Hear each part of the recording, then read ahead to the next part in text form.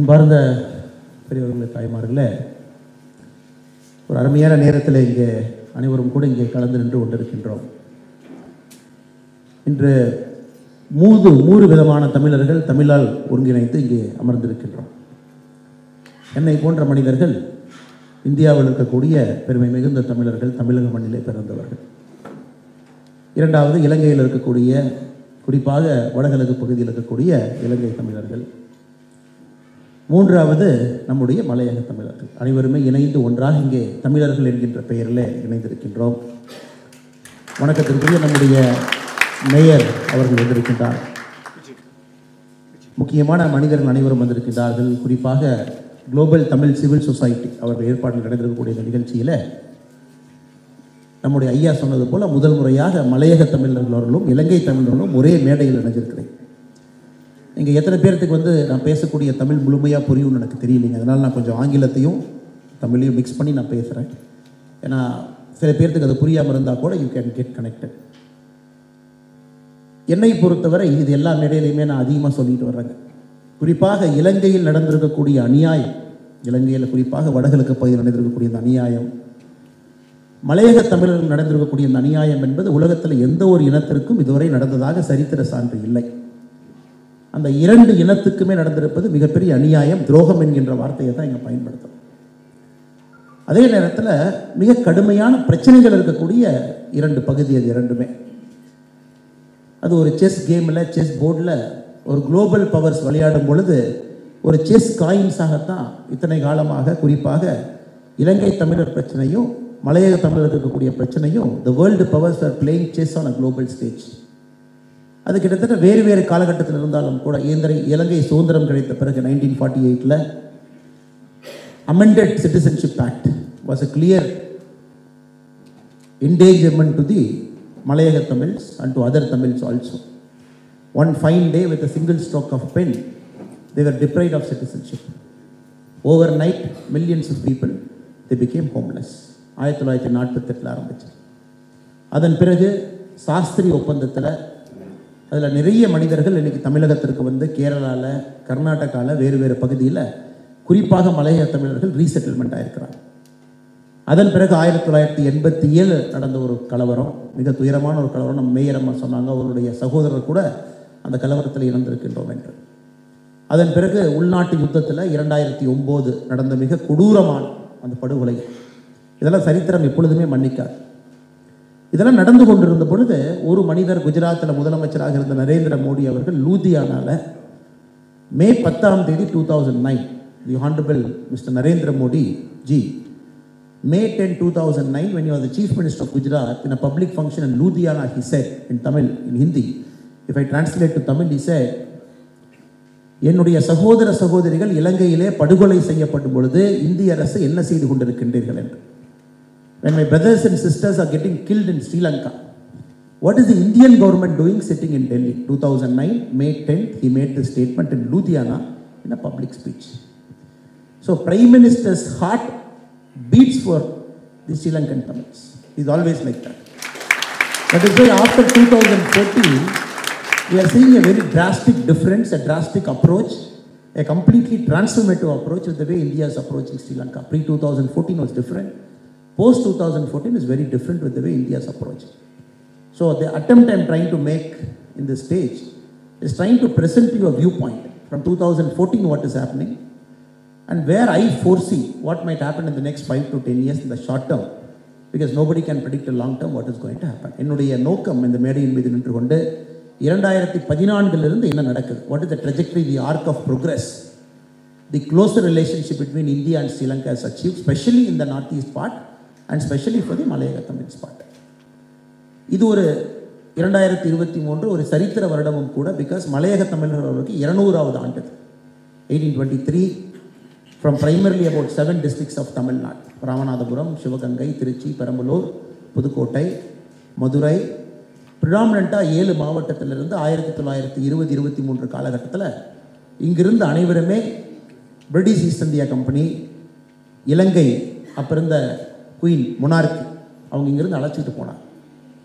நான் மலையக தமிழில் 2 டைம் போயிருக்கிறேன். I've gone to Nurelia, I've gone to Kandy, 2 முறை போகும் பொழுது கூட அவர்களுடைய வாழ்வு பேசும்பொழுது ஐயா சொன்னாங்க, உண்மையாலுமே இன்னைக்கு ஸ்ரீலங்காவில் கஷ்டத்தில் ஒரு இனம் இருக்குது அப்படின்னா மலையக தமிழர்கள். Still they are fighting for increase in wages. அது ஒரு பெரிய பிரச்சனை போயிட்டுருக்கு. இலங்கையில் இன்க்ரீஸ் இன் வேஜஸ் வேணும். Their literacy is very bad when compared to other parts of Sri Lanka. அவர்களுடைய per capita income is one of the lowest in Sri Lanka. அவர்களுடைய குழந்தைகளுக்கு கிடைக்கக்கூடிய படிப்பு, கல்வி தகுதி, அதுவும் ஸ்ரீலங்காவில் ரொம்ப மோசமாக இருக்குது. 200 ஆண்டுகள் கழித்து அதை நம்ம பார்க்கணும். அவர்கள் போகும் பொழுது they are the only community in the whole world who have displaced more than 3 times till now.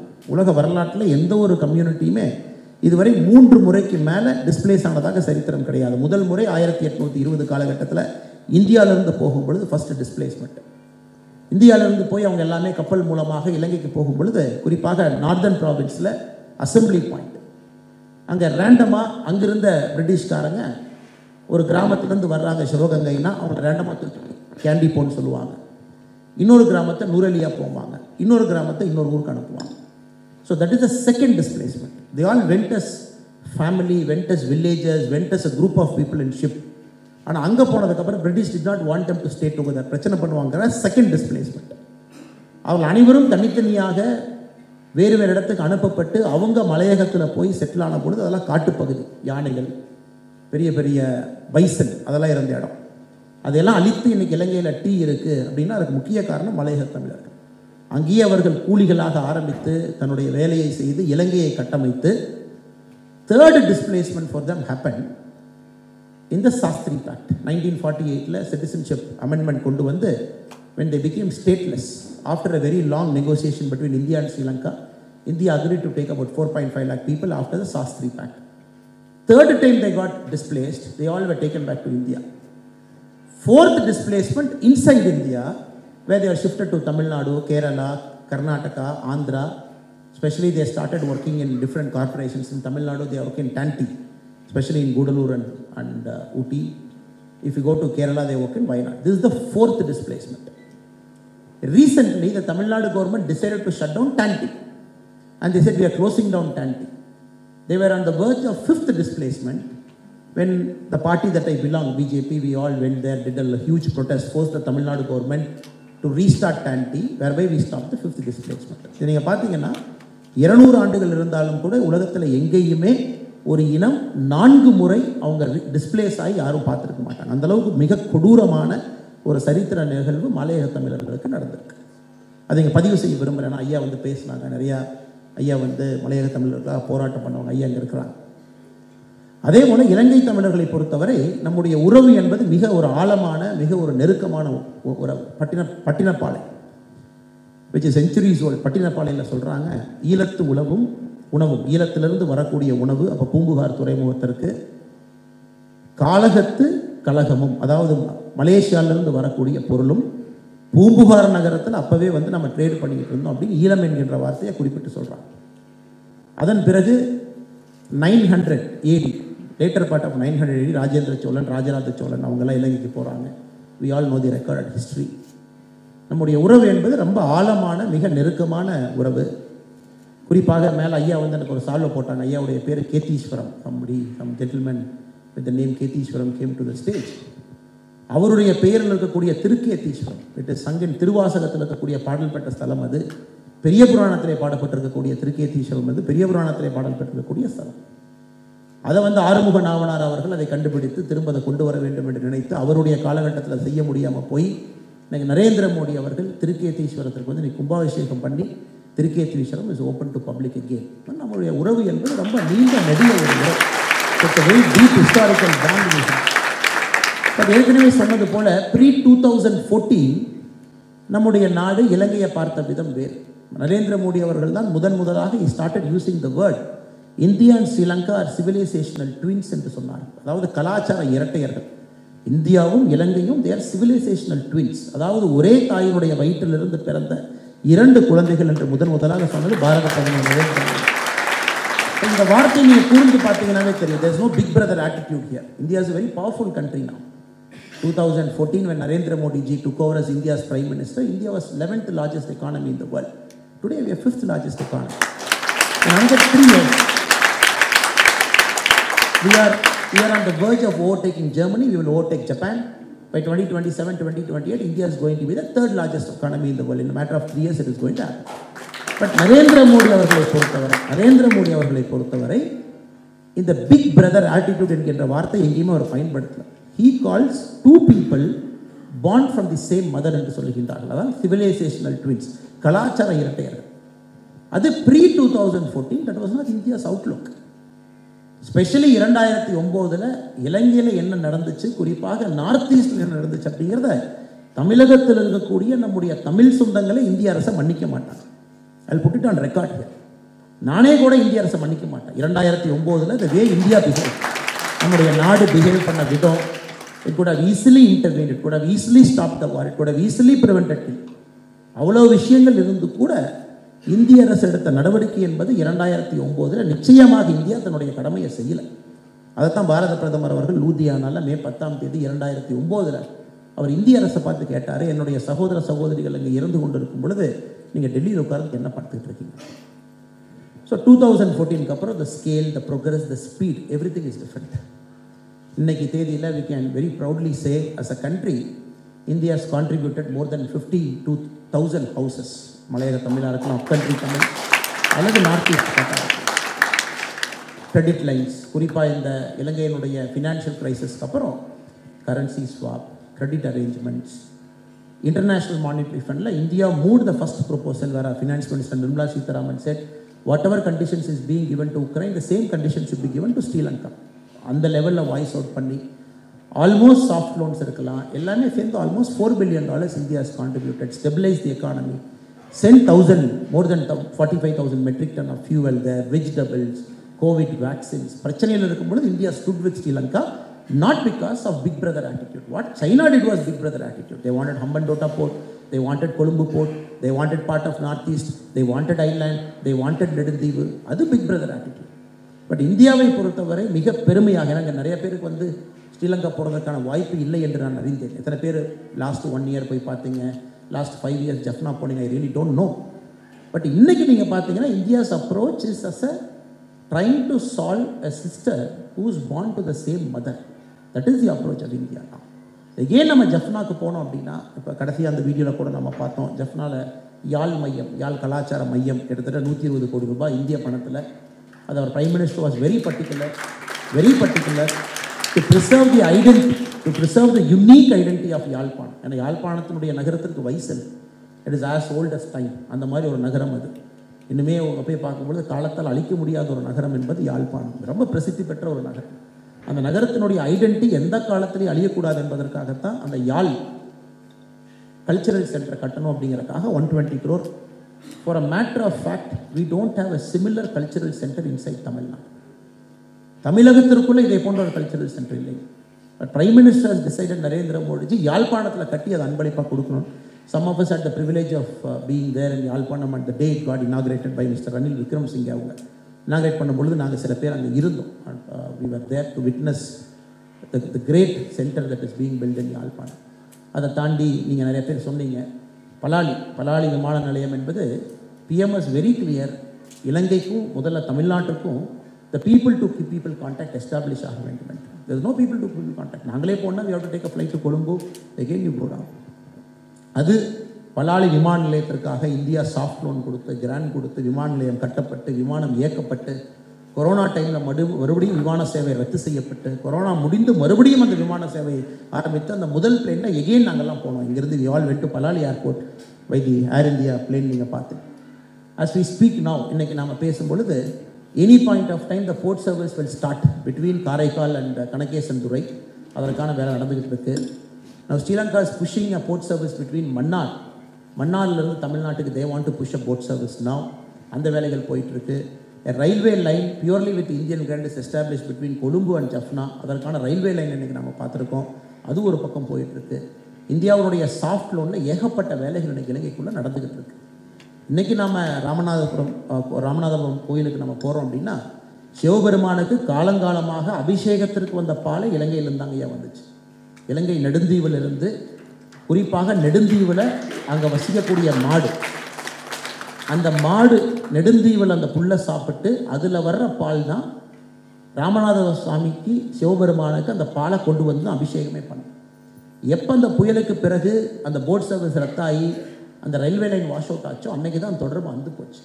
So PM is very clear that the link between people to people contact, மக்களுக்கும் மக்களுக்கான உறவு என்பது திரும்ப ஆரம்பிக்கப்பட வேண்டும் என்பதில் இந்திய பிரதமர் அவர்கள் மிக தெளிவாக இருக்கிறாங்க. அதனால தான் நீங்கள் பார்த்தீங்கன்னா போர்ட் சர்வீஸ், நம்முடைய விமான சேவையாக இருக்கலாம், ஸ்ரீலங்காக்குள்ளே இருக்கக்கூடிய பிரச்சனைகளை கையாண்ட விதமாக இருக்கலாம், the way India dealt with Sri Lanka as a brother to help Sri Lanka to come out of this crisis, இந்த பிரச்சனை இதெல்லாம் ஒரு பக்கம். அது நம்ம காட்சியை நம்ம பார்த்தோம். வி சா த வவுனியா, டிகோயா, குறிப்பாக அப்கண்ட்ரி தமிழ்ஸில் பிரதமர். அண்ட் மோர் இம்பார்ட்டன்ட்லி பிரதமர் எவ்வளோ சீரியஸாக இருக்கார் அப்படிங்கிறதுக்கு இன்னொரு உதாரணம் பார்த்தீங்கன்னா, after 1947 no Indian prime ministers visited Jaffna, the centre of political activity. இவ்வளோ பிரச்சனைகளுக்கான சென்டர் இருக்கிறது Jaffna. No Indian prime minister visited. It is only Mr. Narendra Modi who visited Jaffna for the first time as an Indian Prime Minister. Now, hot center. இவ்வளவு பிரச்சனைகளுக்கு no Indian prime minister visit the upcountry Tamil, அதாவது மலையக தமிழர்களுக்கு IoT நம்ம சொல்லக்கூடிய Indian origin Tamil ஐஓடிஸ் யாருமே மலையக தமிழுக்கு போகல. Again, PM Narendra Modi is the first Prime Minister to visit Malayaga Tamils. He conducted a public meeting.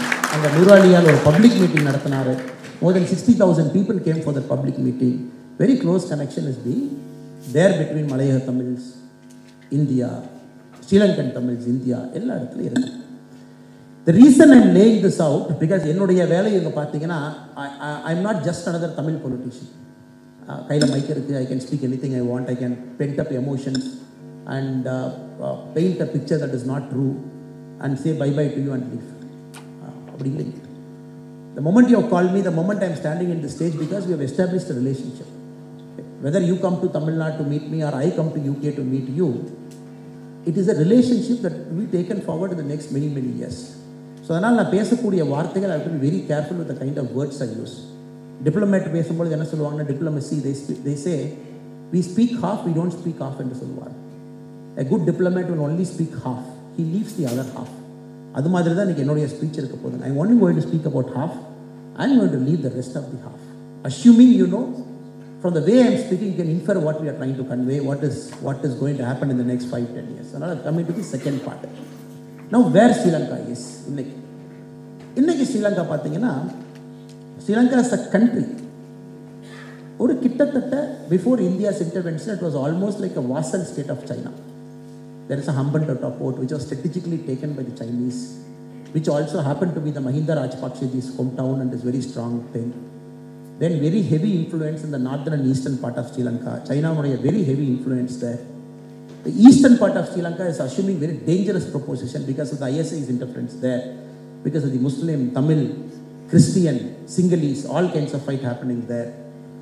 The remaining part of Sri Lanka, middle and the central and the southern part of Sri Lanka, because of the very peculiar nature of Sri Lanka's constitution. Sri Lanka, we all know, as a country, 225 MP இருக்காங்க. 196 MPs are elected.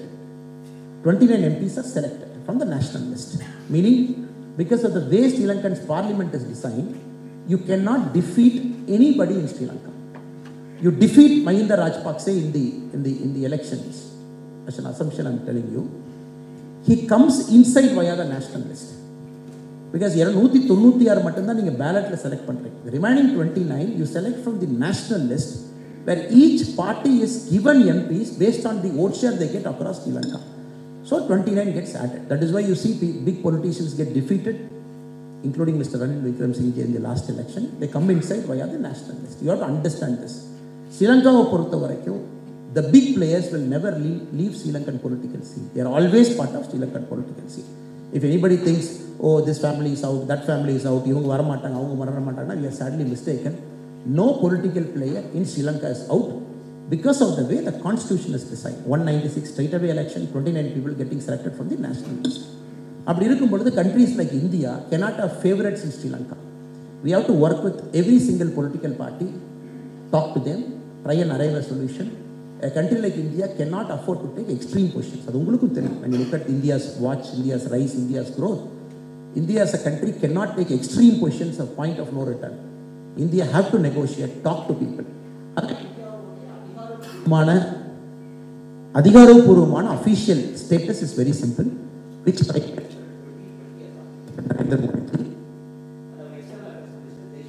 again re-articulated in 2022.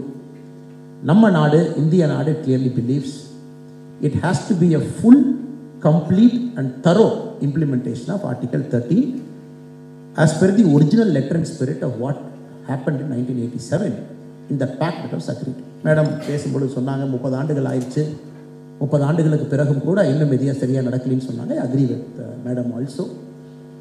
1987 போடப்பட்ட ஒப்பந்தத்தினுடைய article 13 முழு சாரம்சம் என்பது 3 பவரை குறிப்பிடுறாங்க. It has to be a police power, it has to be a land power, it has to be a revenue power. இந்த 3ம் முழுமையாக அந்த பிராந்திய அரசாங்கத்திற்கு கொடுக்கப்பட வேண்டும், ப்ரொவின்சியல் கவர்மெண்ட் கொடுக்கப்பட வேண்டும் என்பது இந்தியா அஃபீஷியலாக இலங்கை அரசுக்கு வலியுறுத்துகிறது. அது செய்ய வேண்டும் என்று வற்புறுத்துகிறது. சரி, இலங்கையில் 13th அமெண்ட்மெண்ட் சைன் பண்ண போகிறாங்க அப்படி நியூஸ் வந்த உடனே நீங்கள் பார்த்தீங்க, இலங்கை 6 மாதத்திற்கு முன்பு இலங்கை பாராளுமன்றத்துக்கு வெளியே புத்த பிட்சுகள், the Sinhalese monks, they burned the Sri Lankan constitution. நீங்கள் பார்த்தீங்க, you all have witnessed the burning of Sri Lankan constitution, the issue that is happening. Then Ranil Wickremesinghe ji giving a speech in the parliament. அதற்கு பிறகு யாழ்ப்பாண centre open பண்ணாங்க, கருப்பு கொடி அவர் காட்டப்பட்டது, people got arrested, the military were deployed. அந்த மாதிரி பல விஷயங்கள் நீங்கள் லாஸ்ட் ஒரு 6-7 months if you are a careful watcher of Sri Lankan politics இதெல்லாம் நீங்கள் பார்க்குறீங்க. இந்தியாவை பொறுத்தவரை நிச்சயமாக கண்டிப்பாக 100% article 13 implementation and letter and ஸ்பிரிட்டுக்கு இந்திய அரசு முழுமையாக இலங்கை அரசோடு நின்று இதை பேசி இதை செய்ய வைக்கிறது. அதே நேரத்தில் என்னை நீங்கள் கேட்டீங்க அப்படின்னா, anything that is done in haste it will be a problem for everybody. இன்றைக்கும் நீங்கள் இலங்கையினுடைய ஜிடிபி பார்த்தீங்க அப்படின்னா for 4 years it decelerated. 2019 it decelerated by 4%, 2020 decelerated by 3%, 2021 only it grew up by 4.5%. The economy is so fragile inside Sri Lanka, so fragile because Sri Lanka doesn't have any manufacturing capacity of its own. It is not a Singapore, it is not a Malaysia, it is not an Indonesia, it is not some other country, not a Bangladesh, not a Myanmar. ஸ்ரீலங்காவுக்கு உள்ளே இருக்கக்கூடிய உற்பத்தி செய்யக்கூடிய capacity என்பது மிக மிக குறைவாக இருக்குது. 84% of Sri Lanka's goods is only a value addition. வெளிநாட்டிலிருந்து வந்து வேல்யூ ஆடாகி வெளியே போகும். ஒரு பனியன் வருதுன்னா கூட பனியன் வரும், பட்டன் ஒரு பக்கம் வரும், நூல் வச்சு தைச்சு வெளியே போயிடும். Even mineral waters in many parts of Sri Lanka are imported from outside. அது உள்ளேருந்து வருது. உங்களுக்கு தெரியும், தெரியாது ஒன்றும் இல்லை. Sri Lanka as a country is heavily dominant on tourism, heavily dominant on tea, heavily dominant on jute. If you closely appreciate what Sri Lanka is all about. அப்படி இருக்கும் பொழுது ரொம்ப கேர்ஃபுல்லாக கையாள வேண்டிய கட்டாயம் எல்லோருத்துக்குமே இருக்குது. அதை நீங்களும் அப்ரிஷியேட் பண்ணுவீங்க. இரண்டாவது, ஸ்ரீலங்காவுடைய ஃப்ரெஜைல் பொலிட்டிக்கல் ஸ்ட்ரக்சர். இன்னைக்கு ஸ்ரீலங்காவில் உள்நாட்டு தேர்தல் நடத்தக்கூடிய நிலைமையில் இலங்கை அரசு இல்லை. Supreme court it ordered the Sri Lankan government to conduct provincial elections. The Sri Lankan government said, எங்களுக்கு ஓட்டர் ஸ்லிப் பிரிண்ட் பண்ணுற கூட பணம் இல்லைன்னு சொன்னாங்க. we don't have money to print a voting slip also, so how can we conduct election? The local body elections is postponed in Sri Lanka. அதையும் நீங்கள் பார்க்குறீங்க. So it is a country that is coming out of a very deep economic crisis. It is taking baby steps out of this economic crisis. இதில் if you come from the Tamil Nadu's perspective, BJP party inside Tamil Nadu, I am the state president of the BJP party in Tamil Nadu. I have officially demanded Ilangai has to return back the Kachativu that we have gifted in 1974. which were, we believe it is fraudulently gifted to Sri Lanka by Indira Gandhi in 1974 before emergency for political reasons. That is the official stand. We want Kachativu back. But எவ்வளோ பிரச்சனைகள் இருக்குன்னு பாருங்க. At the same time, we want a political solution to the Sri Lankans northeast part. Second, as we speak today, yesterday morning, 22 Tamil fishermen got arrested in the northern part of Sri Lanka. 22 பேர் arrest ஆயிருக்காங்க. It is an ongoing issue. Fishermen get arrested. There is a bottom trawling issue. There is a port issue. Close to 650 Tamil boats are imported by Sri Lanka, including the Tamil National Alliance. Every single party in the northern part of Sri Lanka, they support arrest of Tamil fishermen, they support the impoundment of boats, they support the boats not given back. So that is a cause of friction. Adha seri pananum. Fishermen, there is an issue. Adha seri pananum. Kachativu, there is an issue. Adha seri pananum. 1974 Kachativu was gifted, but Article 6 1974 mudichu 6 மாசம் கழிச்சு the original agreement allowed Tamil fishermen to go and use Kachativu as a place for their nets, fishing nets. அப்பனா கச்சத்தீவு இலங்கை கொடுக்கப்பட்டாலும் தமிழக மீனவர்கள் வலையை உலர்த்திக்கலான்னு இருந்துச்சு. அதையும் 6 மாதம் கழிச்சு தமிழ் ஃபிஷர்மேன் அங்கே வரக்கூடாதுன்ட்டாங்க. That is another issue. கச்சத்தீவுக்கு அப்புறம் முதல்ல நெடுந்தீவு வரைக்கும் போனாங்க, அது ஒரு இஷ்யூ. கச்சத்தீவில் இருக்கக்கூடிய அந்த சர்ச் ஃபெஸ்டிவல் விசா கிடைக்கல, அது ஒரு issue. So you have to appreciate Tamil Nadu politics also. You have to appreciate தமிழ்நாட்டிலிருந்து அரசியல் நீங்கள் பார்த்தீங்க அப்படின்னா we also have our set of politics. Katchatheevu திரும்ப வரணும், that is a firm stand of us. Not only us, all Tamil political parties including DMK, though it was gifted during Dr. Karunanidhi's time when he was the Chief Minister of Tamil Nadu.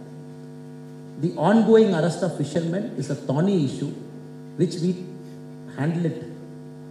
We handle it in a proper way so that the emotions are controlled in both sides. இலங்கை சைடில் போட்டிங்கன்னா every single political party wants Tamil fishermen to be arrested. That also we have to take care. Bottom trawling is a serious problem. That also we have to take care. So இதையும் நீங்கள் balance பண்ணணும், அதையும் balance பண்ணணும், எல்லாத்தையும் balance பண்ணணும். இதை சிம்பிளாக சொல்லணும் அப்படின்னா முள்ளு மேலே போட்ட சீலை மாதிரி. It is saree that is thrown on a thorny bush. You take it quick, the saree will get torn. So you have to take it one by one. Establish people to people contact. Give them a semblance of political normalcy, semblance of economic normalcy. Keep accelerating, keep talking, keep pushing, it will come. But Tamil Nadu political party பொறுத்த வரைக்குங்க, they take extreme stand. Extreme stands are like, it's a two-country solution, it is this, it is that, it has to happen tomorrow, it has to happen day after tomorrow. But மோடிஜியை பொறுத்த வரைக்கும் ரொம்ப தெளிவாக இருக்காருங்க. ஒரு solution கொண்டு வந்தால் கூட it has to be a long standing அப்படிங்கிறது ரொம்ப தெளிவாக இருக்காரு. It has to stand the test of time. Again Sri Lanka should not go through some other crisis of its own. திரும்ப ஒரு சொல்யூஷனை as a external power, though is India is in a position to force a solution, you do it as an external power, as a big brother, that solution might not be a permanent solution in the long run. I have visited Sri Lanka 2 times in the last 8 months. I spent a considerable amount of time. I have taken the effort to talk to all political parties in the northern part, in the eastern part, all political parties in the central province part. We met leaders, had the opportunity to meet Mr. Ranil Wickramasinghe ji in Jaffna, had the opportunity to present our point of view also.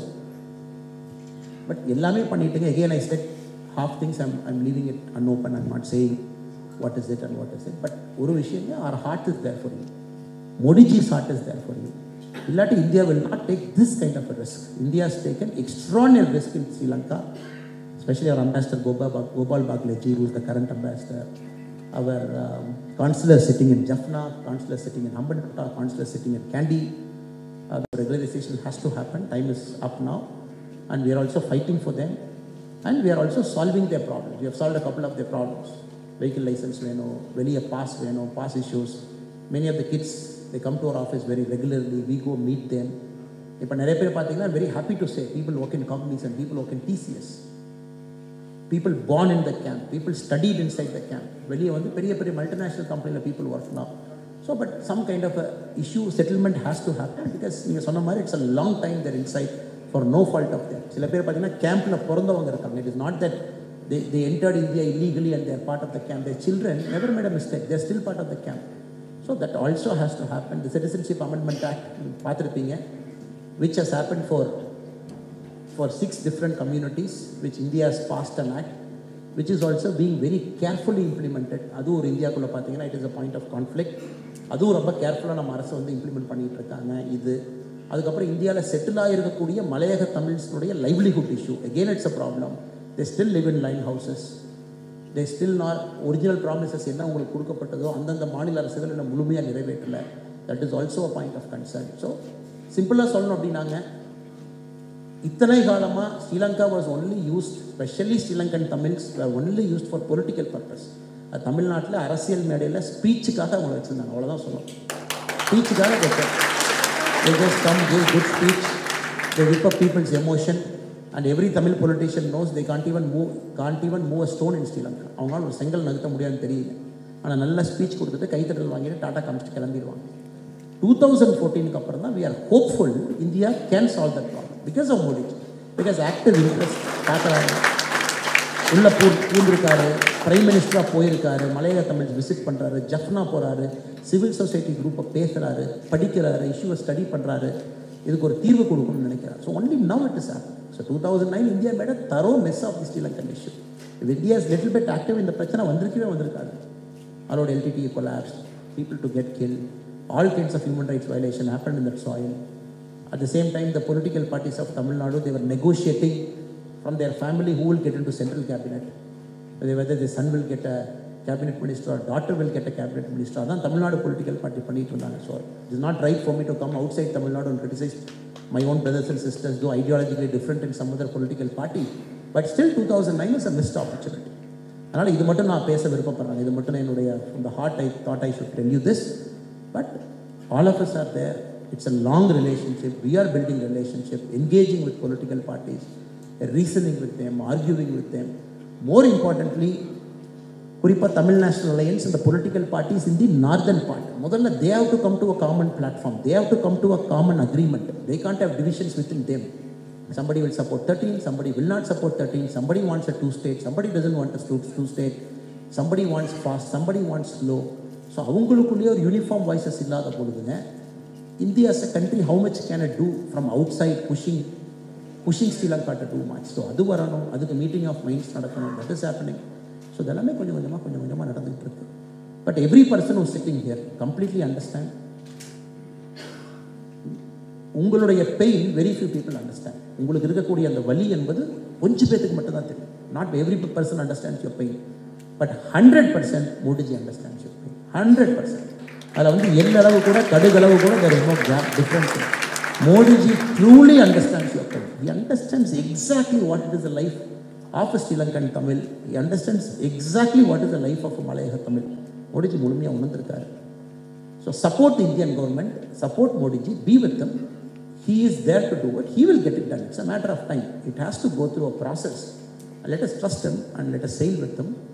And he knows exactly how to do it. ஏன்னா pressure ரொம்ப two மச்சாக போட்டிங்கன்னா pressure குக்கர்னுடைய மூடி கலந்து வந்துடக்கூடாது.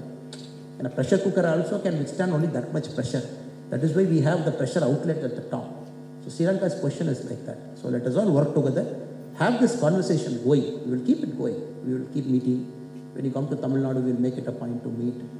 I will 100% take all your representation to the people who matter. I will take it to Jaishankarji, I will take it to the Honorable Prime Minister. Whatever representation you have given, I will take it to them. I will get it translated in English also. I will give it to them. And the assurance கொடுக்குறாங்க. Jaishankarji understands Sri Lanka like back of his hand. The External Affairs Minister of India, Dr. Jaishankarji understands Sri Lanka like the back of his hand. He understands Tamil issue like the back of his hand. அவர் தெரியாத எதுவுமே இல்லை. He completely knows what is the issue. And Ranil Wickremesinghe is also expected to pay a state visit to India soon. Anytime he should be visiting India as an official visit also. Something is expected to happen also. கொஞ்சம் wait பண்ணுவாங்க. So we are with you. Only request all of you to be with Modi ji. சரிங்களா? இந்த வாய்ப்புக்கு ரொம்ப நன்றி. ஒரு அருமையான சாயங்காலம் அனைவருமே உங்களுடைய இல்லத்திலிருந்து வந்திருக்கீங்க. நிச்சயமாக அது நடக்கும் என்ற நம்பிக்கையோடு வந்திருக்கிற அனைவருக்கும் நன்றி தெரிவித்துக் கொள்கின்றேன்.